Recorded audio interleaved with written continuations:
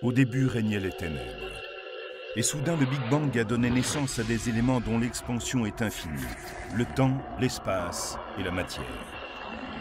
Aujourd'hui, ils se sont développés plus qu'on ne peut l'imaginer, au-delà des limites de la planète où nous vivons, pour créer ce qu'on appelle l'univers.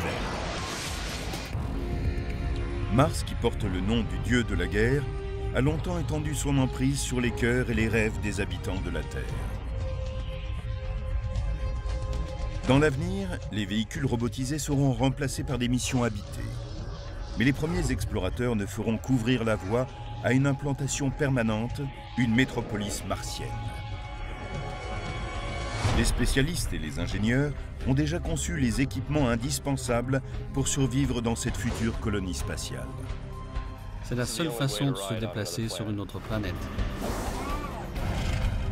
Malgré des technologies de pointe, survivre dans cet univers totalement étranger sera une lutte permanente. Nous serons confrontés à un environnement qui est mortel pour nous. Voici les techniques, les menaces et les merveilles qui attendent ceux qui vont vivre dans l'espace.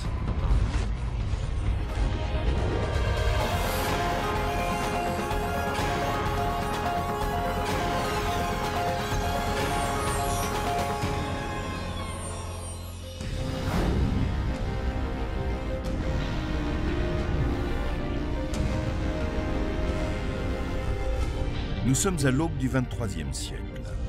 L'homme a établi une véritable colonie sur Mars. Cela n'a pas été facile, car sur la planète rouge, c'est nous qui sommes les envahisseurs. Et Mars nous a déclaré la guerre, en se servant de toutes les armes dont elle dispose, des radiations brûlantes, un air raréfié et des tempêtes de poussière mortelles. Survivre dans cet endroit sera une lutte permanente. Mais pourquoi vouloir vivre dans l'espace? Pourquoi ces courageux pionniers ne restent-ils pas sur la Terre en toute sécurité? Il faudrait que nous ayons deux planètes à notre disposition. En d'autres termes, il est dangereux de mettre tous ses œufs dans le même panier. Mars est notre voisine la plus proche. C'est la planète qui ressemble le plus à la Terre, pour le meilleur et pour le pire. Et c'est celle qui offre le plus de possibilités.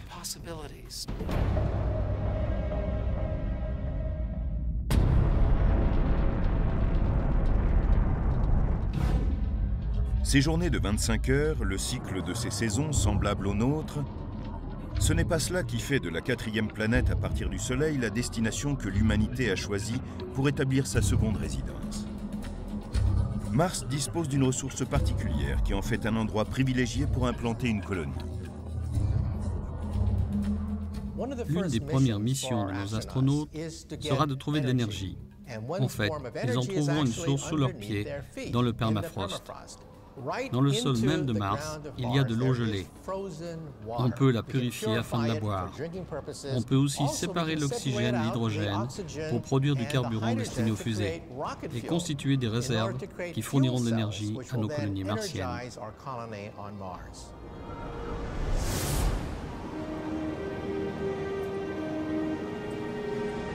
La colonie même sera une merveille de technologie.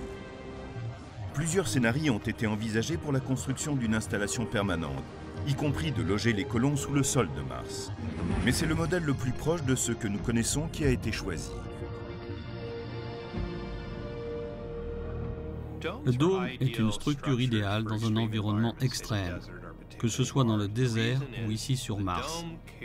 Et cela parce qu'il crée un espace des plus vastes, dans une structure et une masse minimale. C'est très important et de plus, ils sont extrêmement solides.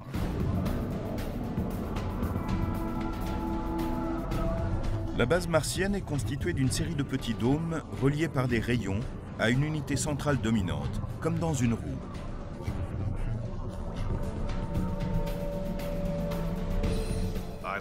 J'aime l'idée d'un grand dôme, comme la place centrale, le lieu principal, entouré de plus petites structures. Cette oasis high-tech au milieu du désert martien sera bâtie comme une forteresse. Le matériau utilisé devrait être résistant au froid ainsi qu'aux radiations. La surface de Mars est stérile, blanchie sous la lumière crue du Soleil, car la planète ne dispose pas d'une couche d'ozone protectrice. Certains matériaux, comme la fibre de verre ou le plexiglas, devront être renforcés. Des barres seront placées à l'intérieur du verre pour obtenir une structure assez puissante pour résister aux énormes pressions et températures que l'on rencontre sur la planète rouge.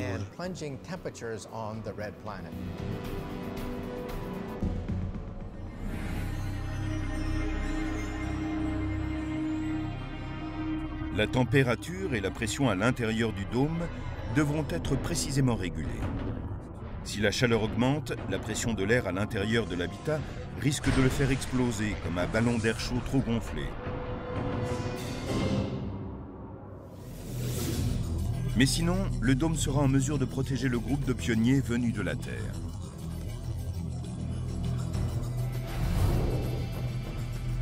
Malgré l'ampleur de ce dôme, les colons se réveilleront chaque jour dans des conditions très spartiates.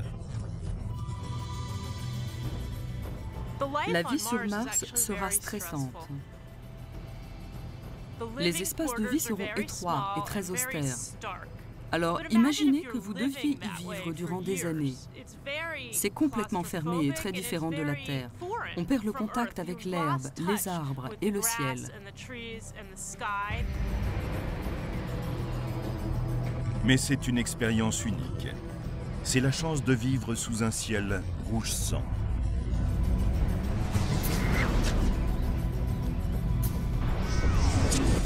Mars est à une unité astronomique et demie du Soleil, soit 225 millions de kilomètres, et la Terre à une unité seulement, soit 150 millions de kilomètres du Soleil. Donc plus on va vers Mars, plus le ciel devient sombre. Il n'est plus aussi bleu, il est même rouge à cause de la poussière oxydée en suspension dans l'air et les vents qui soufflent.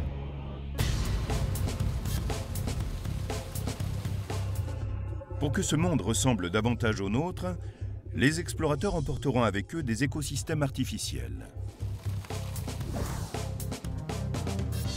Mais les plantes ne sont pas là pour des questions d'esthétique. Elles remplissent une fonction vitale. Elles créent et maintiennent une atmosphère en circuit fermé nécessaire à ce type d'habitat. Nous ne produirons pas uniquement de la nourriture sur Mars. Nous aurons l'oxygène qui nous est nécessaire grâce aux plantes, qui pourront tirer de ce que nous rejetons le dioxyde de carbone dont elles ont besoin. Il y aura ainsi une synergie extraordinaire entre les hommes et les plantes.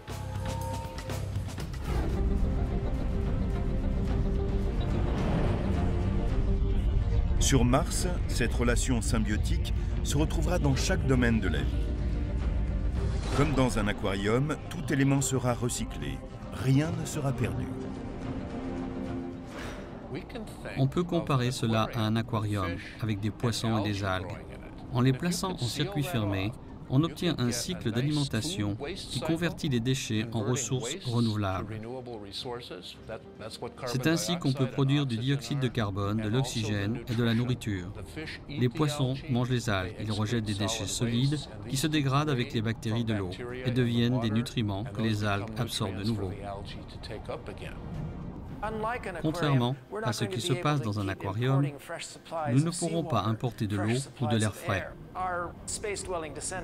Ceux de nos enfants qui voudront habiter dans l'espace devront avoir maîtrisé une forme de vie autarcique où l'on recyclera entièrement l'eau et l'air. S'ils y parviennent, ils devraient être aussi heureux qu'un poisson dans un aquarium.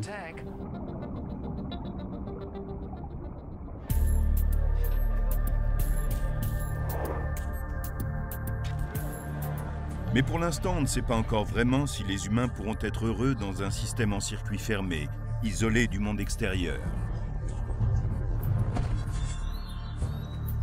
Le concept a été testé dans le désert, près de Tucson, en Arizona, dans une installation appelée Biosphère 2. Celle-ci a été conçue comme un galop d'essai pour une future colonie implantée sur une autre planète.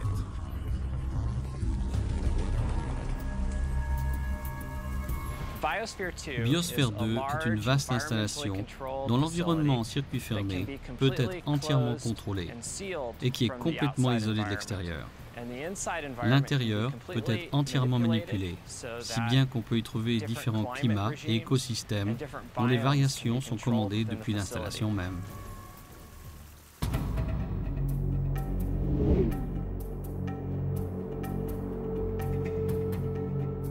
Biosphère 2 est une collection de 5 écosystèmes ou biomes différents, chacun venant d'un coin différent de la Terre.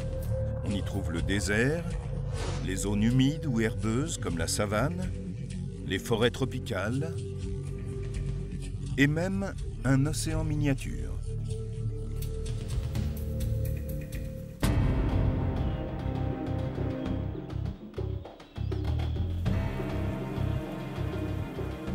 Ce projet ambitieux a été testé en 1991 par une première mission qui a été enfermée. Mais elle a rencontré très vite de sérieux problèmes.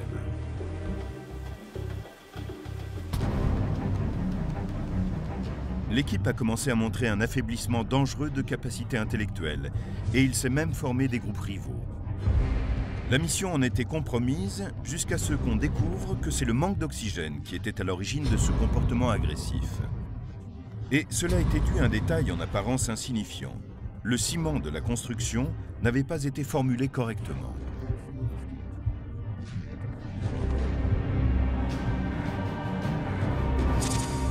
De ce fait, la structure absorbait beaucoup plus d'oxygène que les plantes ne pouvaient en fournir.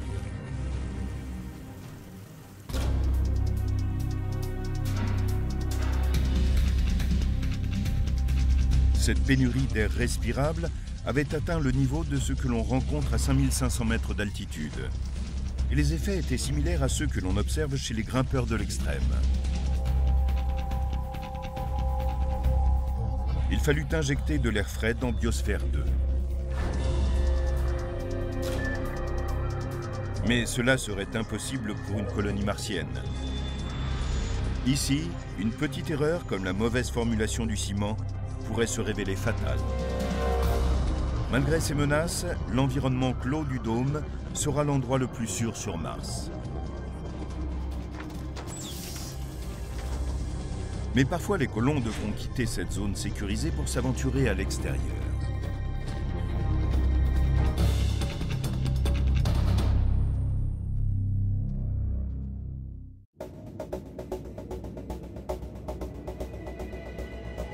Le soleil se lève sur Mars. Et quelques hommes quittent le dôme pour effectuer leurs recherches et accomplir les tâches de maintenance quotidiennes. Ceci les conduit dans les plaines vides de la planète rouge. Et pour accomplir leur mission de manière efficace, ils doivent pouvoir parcourir le terrain autrement qu'à pied.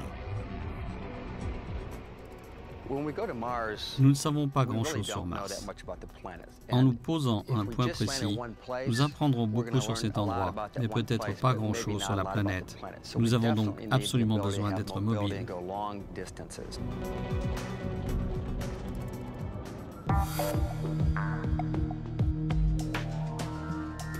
Au cours de la mission Apollo sur la Lune, le véhicule utilisé était un convertible, un tout-terrain amélioré, de type dune buggy. Le véhicule lunaire a parfaitement accompli sa tâche. Il a permis à 2 astronautes d'en parcourir la surface sans s'épuiser à marcher et d'en explorer une zone plus importante.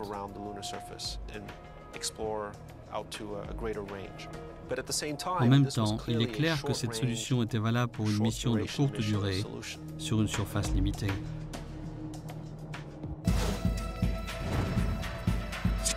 Mais sur Mars, le terrain à couvrir est beaucoup plus vaste. Voici le Chariot, le modèle de véhicule spatial le plus avancé, sorti tout droit des cerveaux des ingénieurs de la NASA. En plus de son design plaqué or digne de Jules Verne, il possède un profil aérodynamique qui montre l'expérience de ses concepteurs en matière de navigation dans l'espace extérieur. Chaque roue peut tourner à 360 degrés, si bien qu'on peut le diriger sur le côté aussi bien que vers l'avant, tout comme dans n'importe quelle direction.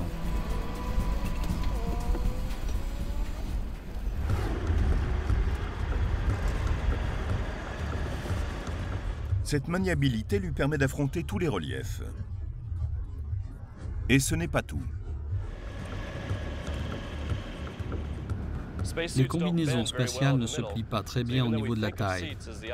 Donc, même si des sièges où le conducteur s'assied semblent la solution idéale en ville, ici, cela n'a aucun sens. On trouve un anneau où se branche la combinaison. Tout le poids de la tenue spatiale est pris en charge par cette tourelle verticale.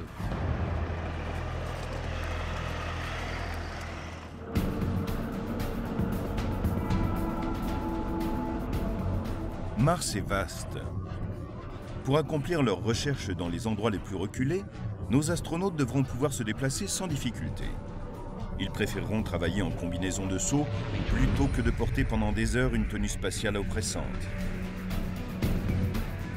Mais cela n'est possible que si l'on parvient à maintenir autour d'eux une pression atmosphérique analogue à celle que l'on trouve sur Terre.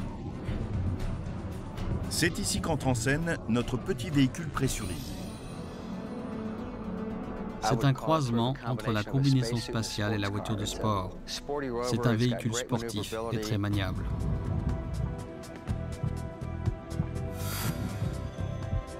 Le châssis du chariot forme la base d'un petit véhicule pressurisé. La cabine sur le petit véhicule pressurisé commence ici et continue derrière jusque-là. Du coup, l'arrière du véhicule est un peu comme le fond de caisse d'une camionnette. C'est pratique pour transporter des charges additionnelles. On peut améliorer la machine et la transformer sur le terrain grâce à toutes sortes d'accessoires qui se trouvent à l'arrière du véhicule. On peut brancher toutes sortes d'outils, comme des lames de bulldozer ou une rétrocaveuse très pratique, et bien d'autres.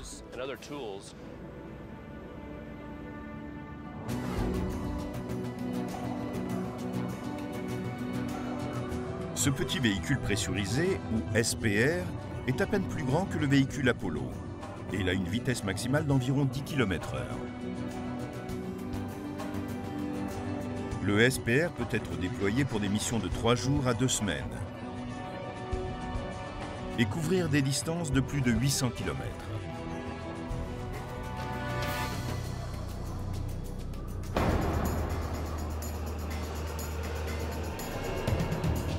Certaines améliorations en font également un mode de transport idéal pour les spationautes. 2 combinaisons spatiales sont fixées à l'extérieur du SPR. Les passagers, depuis l'habitacle pressurisé du véhicule, entrent dans la combinaison par une vanne située à l'arrière. Et ils peuvent arpenter ainsi la surface planétaire durant au moins 10 minutes.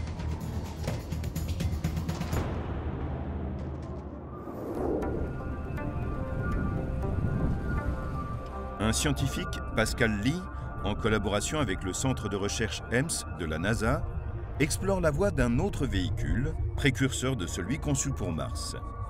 Il s'est associé pour cela à Nick Bagarly de Driver on the World, une société qui organise des voyages d'aventure.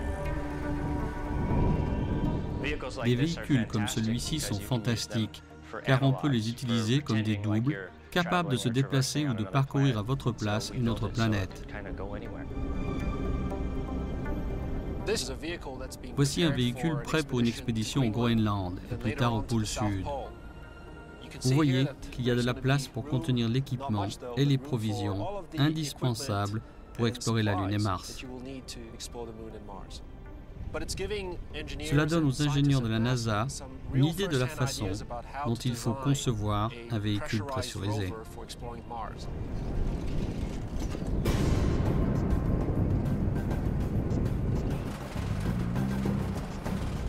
Ce véhicule robuste a un train de roue unique en son genre. Le camion utilise un jeu de roues pour la route. Mais en fait, c'est cette roue de hamster qui fait rouler le véhicule. Elle est reliée à l'arbre du véhicule et pousse sur ses éléments en gomme pour propulser le camion. Chacun mesure 90 cm de long sur 1,20 m de large, ce qui représente plus de 12 mètres carrés au sol. Chaque véhicule a un système de suspension qui lui permet de s'adapter au relief qu'il rencontre. Tout cet élément peut pivoter, si bien que si vous avez devant vous une grosse pierre ou un fossé, le camion grimpera ou descendra et passera par-dessus.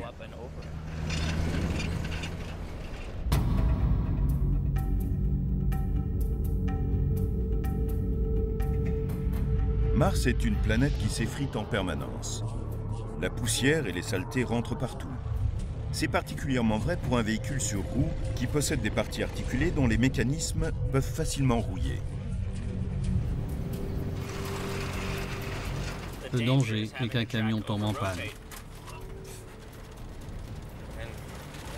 Personne n'a envie d'avoir à effectuer une réparation sur le terrain.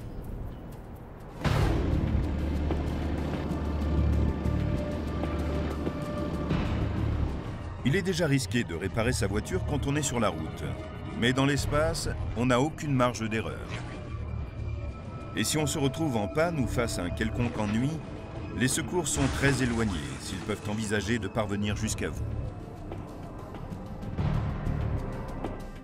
Il est clair qu'à ce moment-là, comme on ne peut pas respirer à l'extérieur, on ne peut pas sortir pour réparer le véhicule. Il ne nous resterait plus qu'à se regarder aspirer ces dernières bouffées d'air pendant que le système de survie nous permettrait de vivre encore quelques heures et on mourrait sur place.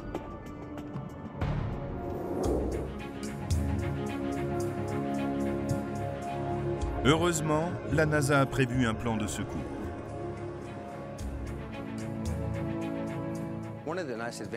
L'un des avantages du SPR, c'est qu'étant donné sa petite taille, on peut en lancer 2 à la fois. On opère alors avec un système de binôme, avec 2 astronautes dans chaque véhicule. Ils peuvent couvrir de longues distances, et si l'un d'eux est victime d'une avarie, les 4 hommes rentrent tous dans le même véhicule.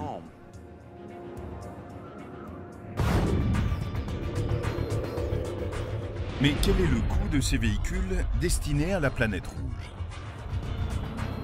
Les gens me demandent combien cela coûte. Je peux juste répondre que c'est plus qu'une Ferrari. Les colons pourront ainsi arpenter plus aisément le sol martien. Et ils seront très classe dans leur tenue spatiale au style très proche de celui des super-héros.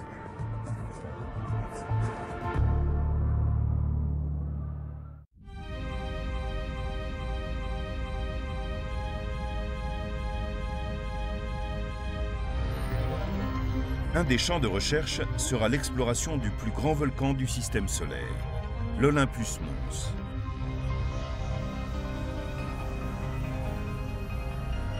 Mais même au cours des tâches quotidiennes, Mars sera semé d'embûches et prête à éliminer tout intrus.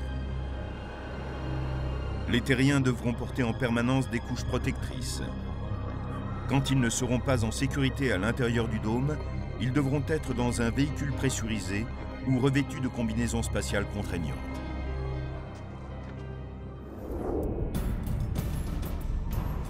J'ai effectué 4 marches dans l'espace et j'ai déjà passé plus de 24 heures vêtu d'une combinaison spatiale. Ces tenues sont très pénibles à porter. Elles sont aussi rigides qu'une planche et la pression à l'intérieur est celle d'un ballon de foot, c'est-à-dire environ 900 grammes par centimètre carré. On doit lutter contre cette pression. C'est très fatigant et cela provoque des traumatismes sur les ongles par exemple.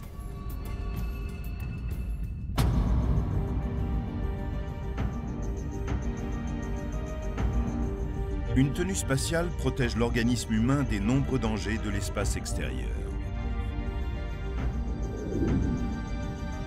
Il nous faut les pressuriser, nous devons leur apporter de l'oxygène, en contrôler la température et l'humidité. Nous tenons compte de tout cela lorsque nous concevons une tenue spatiale. La combinaison spatiale doit être adaptée aux besoins de l'homme et constituer un bouclier contre un univers impitoyable. Dans l'arsenal de Mars, il y a une arme mortelle très répandue.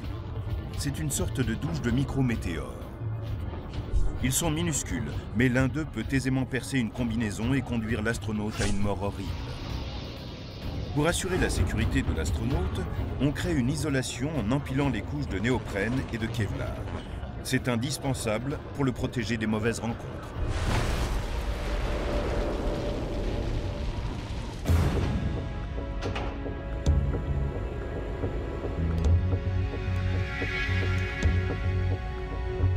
Mais finalement, cette tenue est encombrante et embarrassante à porter. Il faut 3 heures à un astronaute de la Station spatiale internationale pour revêtir une MMU, une unité de manœuvre individuelle.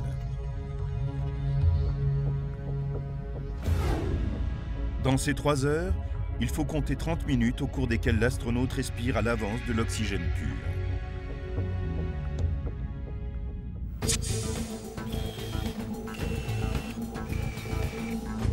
Au MIT, les spécialistes se servent de robots pour créer une nouvelle combinaison plus aérodynamique, tout droit sortie des pages d'une bande dessinée. L'avenir de la combinaison spatiale est dans le mouvement, la mobilité, la dextérité. Nous avons besoin d'une conception complètement différente, révolutionnaire par rapport aux tenues d'aujourd'hui. Explorer Mars dans une combinaison spatiale moulante, une biosuit, c'est un peu comme être un athlète de l'extrême. Si nous allons là-bas, c'est pour recueillir des preuves de formes de vie passées. Nous aurons donc besoin de nous baisser pour regarder des fossiles et chercher ces formes de vie. Le principe premier d'une combinaison biosuit, c'est de permettre aux astronautes une mobilité maximale, tout en maintenant une consommation minimale d'énergie. C'est un système mécanique. Imaginez que ce fil soit un alliage à mémoire de forme. Vous voyez, quand je le tords ainsi, le fil se resserre autour de moi. La pression s'exerce directement sur la peau. C'est pourquoi nous appelons cette tenue une seconde peau.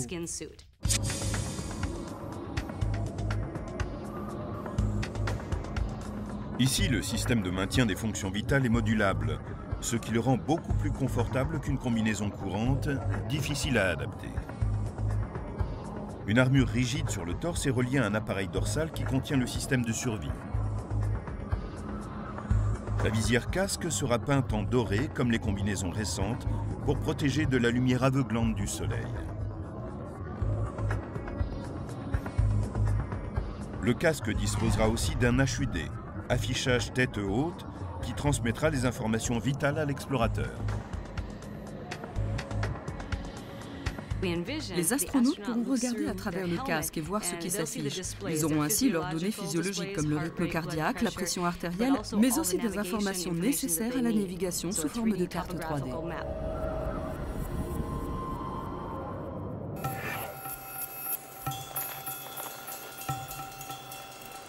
Généralement, les designers s'inquiètent uniquement de la sécurité et de la fonctionnalité des combinaisons spatiales.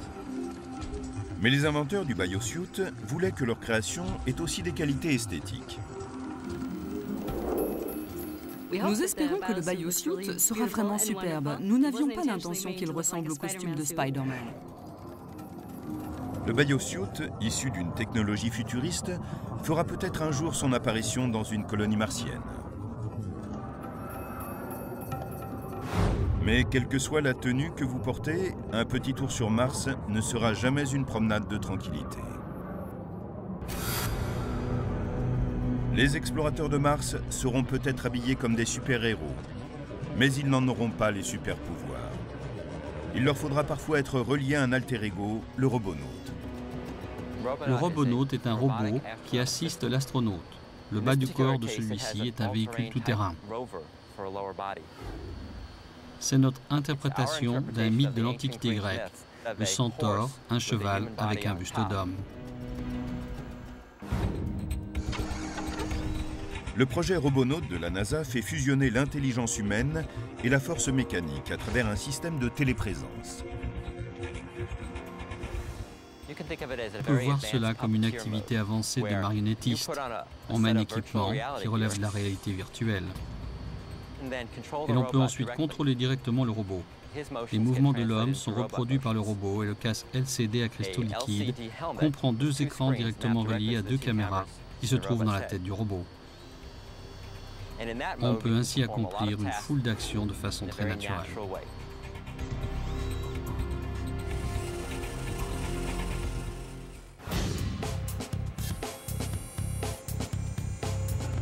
Les caméras sont protégées par un casque inspiré de celui des centurions romains. Le robot peut aussi opérer de façon autonome. Il emploie alors son intelligence artificielle pour exécuter des missions préprogrammées. Il y aura des endroits dangereux où les hommes appréhenderont de poser le pied. La taille et la forme du robonaute seront alors d'une grande importance.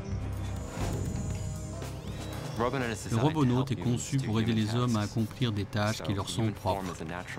Si vous voulez travailler avec les mêmes outils, dans le même environnement, avec des appendices ayant plus ou moins la même taille, il vous aidera à coup sûr. On pourra utiliser le robonaute pour qu'il prenne en charge les tâches routinières, indispensables à la bonne marche de la colonie. Le meilleur rôle à donner au robot c'est de leur faire faire ce qui est dangereux ou ce qu'ils font mieux que les hommes.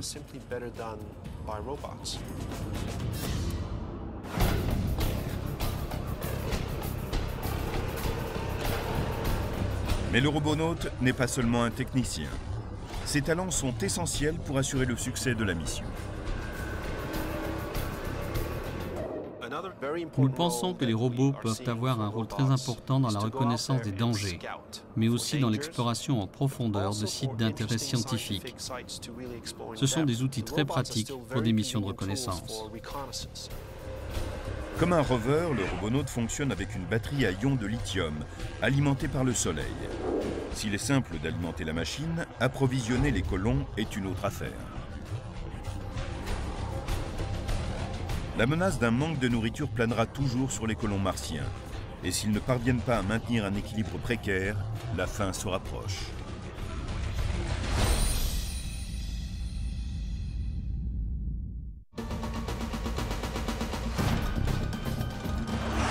Sur Mars, satisfaire les besoins les plus essentiels s'avérera être une épreuve décourageante.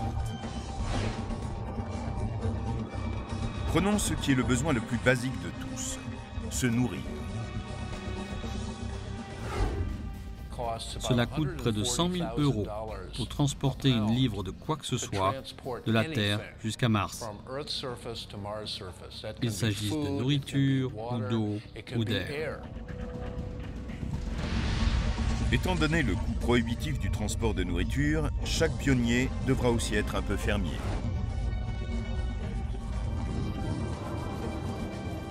Mais faire pousser des plantes sur Mars n'est pas aussi simple que de mettre une graine en terre et l'arroser.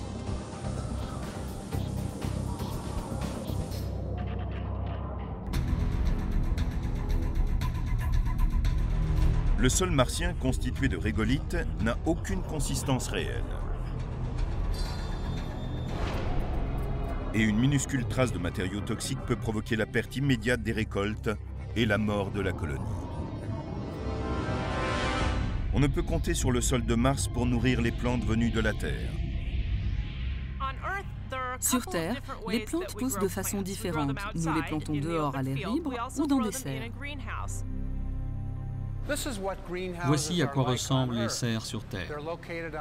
Elles sont posées au sol, elles utilisent la lumière naturelle du soleil et fonctionnent toute l'année sans craindre les météorites ou les radiations ionisantes venues de l'espace.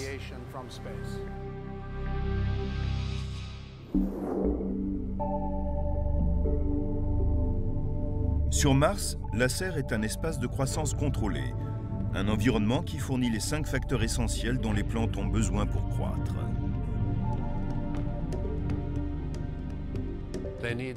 Elles ont besoin de lumière, de chaleur, d'eau, de nutriments et d'atmosphère, de dioxyde de carbone et d'oxygène. Avec un espace de croissance comme celui-ci, on peut produire partout de quoi se nourrir.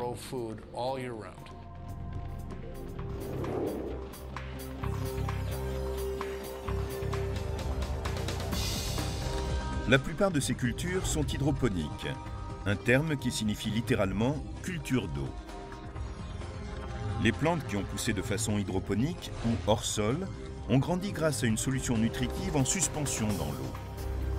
Mais elles ont aussi besoin de lumière et surtout d'espace pour prospérer.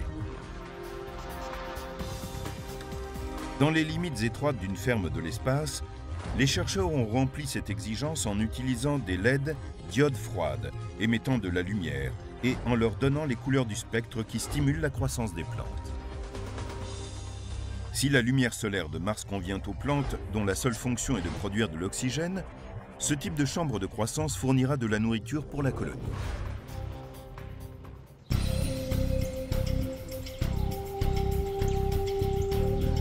Une autre préoccupation peut s'avérer une véritable plaie pour les colons.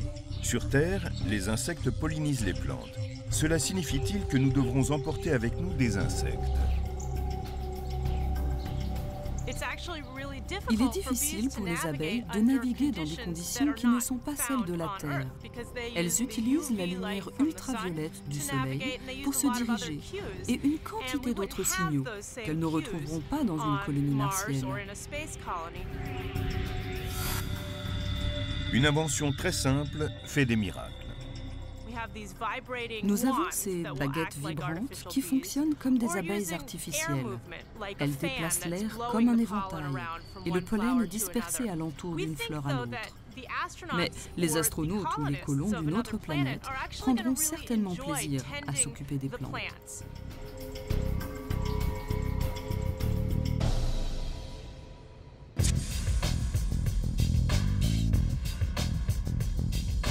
Sur Mars, il manque un autre facteur important pour la croissance des plantes, pour lequel même la technologie ne peut rien faire.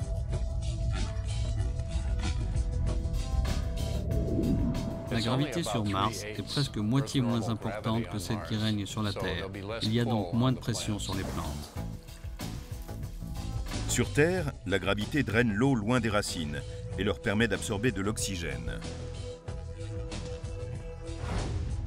Sur Mars, la gravité étant réduite, l'eau ne coule pas bien et finit par saturer les racines qui deviennent incapables d'absorber les nutriments et l'air. Les plantes auront peut-être tendance à être plus faibles.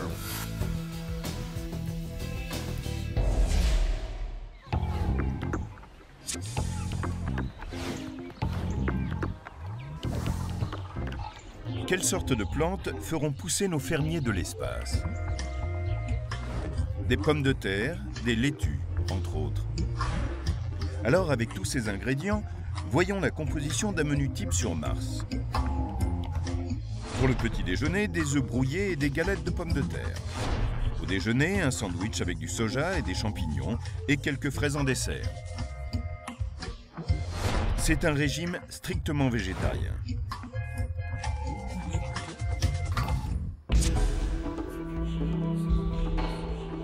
Les carnivores ne seront pas à la fête.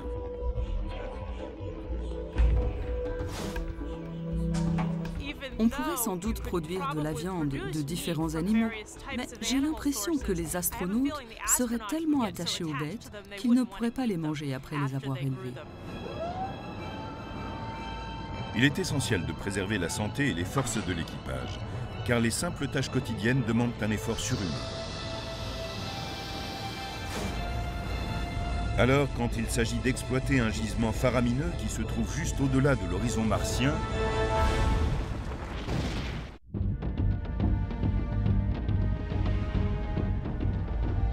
le coût d'une expédition à long terme sur Mars est astronomique.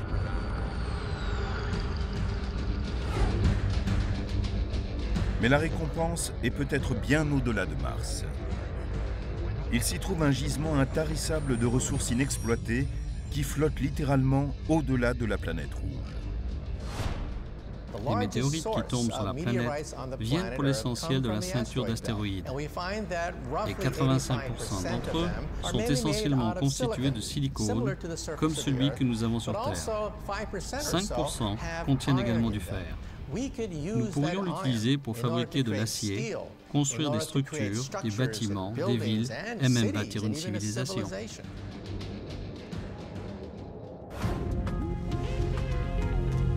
Exploiter les astéroïdes pourrait faciliter l'assemblage et l'expansion de l'antenne martienne.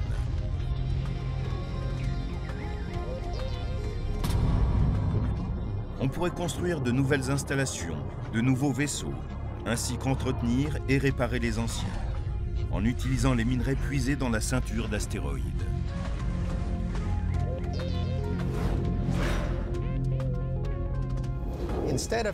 Au lieu de prendre les minerais de la ceinture d'astéroïdes et de les acheminer jusqu'à la Terre, il vaut mieux exploiter ces ressources et créer des installations sur Mars.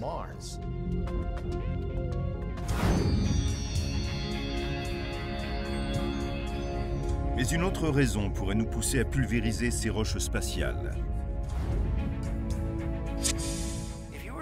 Si on fondait les minerais d'un astéroïde d'1 kilomètre de diamètre, on obtiendrait la production annuelle d'acier du monde entier, la production mondiale d'or et d'argent sur 10 ans, et la production des éléments du groupe platine sur 1000 ans. Voilà où se trouve la richesse.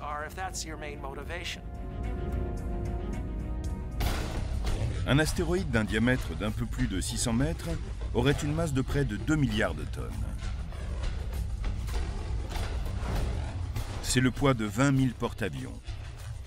Un astéroïde de cette taille contiendrait pour une valeur de 150 milliards de dollars de nickel, de cobalt et de platine. Et il s'agit d'un tout petit astéroïde. Certaines roches énormes approchent les dimensions d'une vraie planète.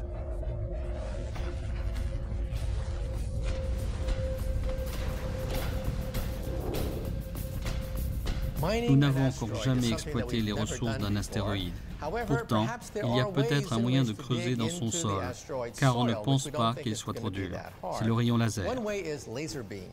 La technologie de pointe nous permettrait d'avoir des rayons laser qui découperaient l'astéroïde en morceaux.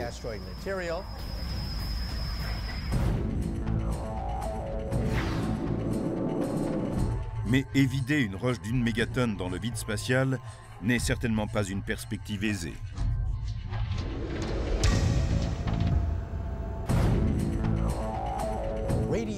Les radiations sont assez puissantes dans la ceinture d'astéroïdes, parce que Jupiter, en particulier, relâche une immense quantité de radiation. Les mineurs de la ceinture d'astéroïdes devraient peut-être vivre sous le sol. En vivant à l'intérieur même de l'astéroïde, ils seraient protégés des radiations du Soleil, de celles de Jupiter et de celles de l'espace extérieur.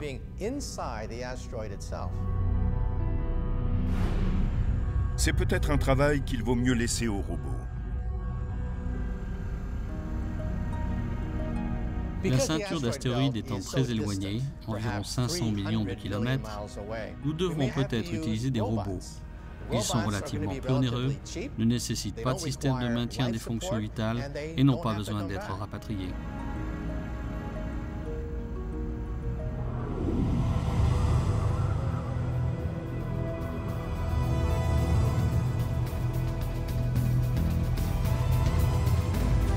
Pour la première colonie interplanétaire, la seule façon de minimiser le risque et d'optimiser les chances de survie sera d'utiliser des robots humanoïdes qui travailleront avec les astronautes.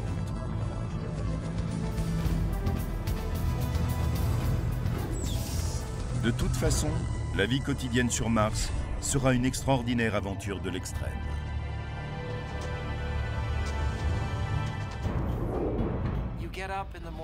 Sur Mars, on se lève le matin. Avec 1 heure de sommeil en plus, on est attaché à son lit à cause de la faible gravité. Puis on s'habille pour sortir. Mais avant, il faut vérifier pendant 1 heure l'état des robots qui assurent le maintien de la vie. Ensuite, en revenant vers son habitation, on s'arrête sur un pont et on regarde la vallée au fond du canyon. Et puis le ciel de Mars, criblé d'étoiles éblouissantes.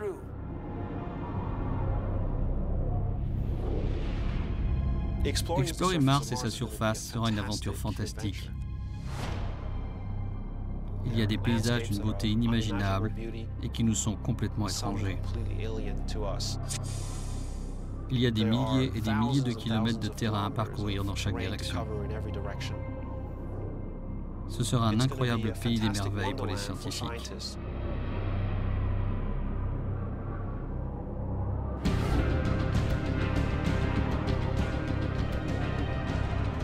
Cette vision d'une colonie martienne est pour l'instant une fiction, nourrie des avancées de la science du XXIe siècle.